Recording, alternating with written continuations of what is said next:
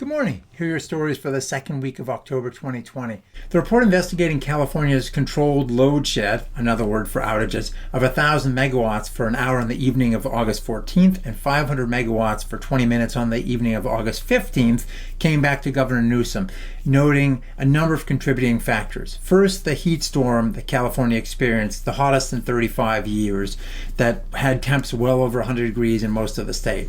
Second, the fact that the transition to the cleaner resource mix has failed to include enough considerations for resource adequacy during periods like this. Third, the fact that practices in the day-ahead market have exacerbated supply challenges so that not enough energy actually showed up when it was needed. And then fourth, the natural gas fleet collectively experienced outages, mostly due to heat, of over 1,400 megawatts. And then finally, total import bids received were 330 megawatts less than under their normal August obligation. So what to do? This is going to be a challenge going forward. So first of all, they're going to have to rethink their resource adequacy and reliability planning targets to better account for potential heat, like the storm encountered in August. And then they're going to have to work on transitioning the energy resource mix to meet the clean energy goals. First of all, make sure that everything's in the queue to be built, especially storage, comes online when it's supposed to. In addition, coordinate better the procurement from non-California public utilities jurisdictional entities outside the market, and also enhance the marketplace to ensure that it adequately reflects the actual balance of supply and demand during those stressed operating conditions.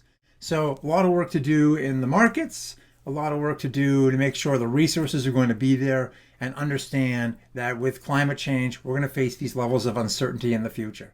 These types of challenges are likely to be an issue with power grids across the United States and elsewhere as we deal with three elements in that stew. First, peakier demand as a consequence of our migration to a service economy, less flat industrial load, more air conditioning driven load.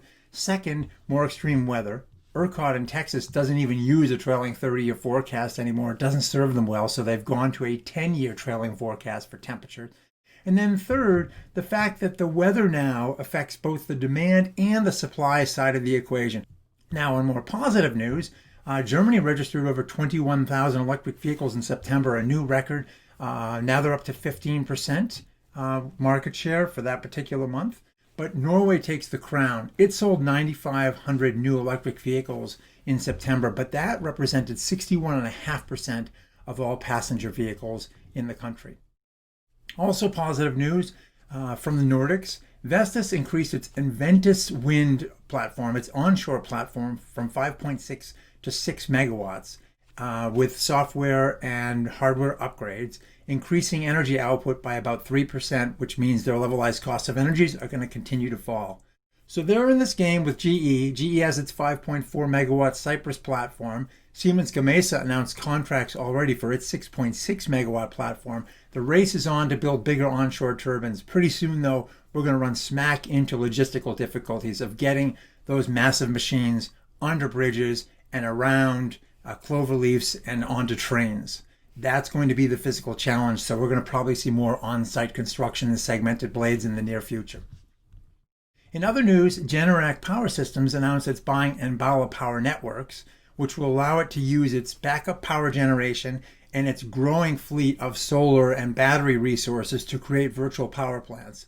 That now puts it into the game with Sonnen, SunPower, Tesla, and Sunrun, to all of whom are building virtual power plants, taking their solar plus storage assets and bidding those into the grid, not only in the United States, but elsewhere around the world, in countries like Germany and Australia. Now let's talk some bad policy. On Saturday, October 10th, U.S. President Donald Trump affirmed his support to revoke the exclusion for bifacial solar panels, as well as to increase the import tariffs from 15% to 18% in 2021. Peter Navarro recently touted the success of this program on $8.5 billion worth of solar panels to date. So think about that. We've essentially included tariffs of roughly 25% on all those panels. So roughly $2 billion worth that has been paid by Americans to increase the price of panels, which has resulted in a decline in the amount of solar projects installed, which would have created far more jobs.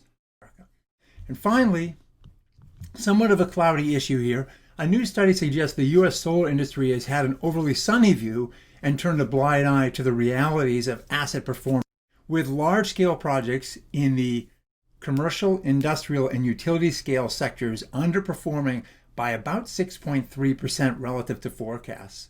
We're going to have to do better with a healthier dose of reality in our future forecasts and our spreadsheets if we want to keep attracting money to the solar energy space. That's all for this week. Thanks for watching. We'll see you next week.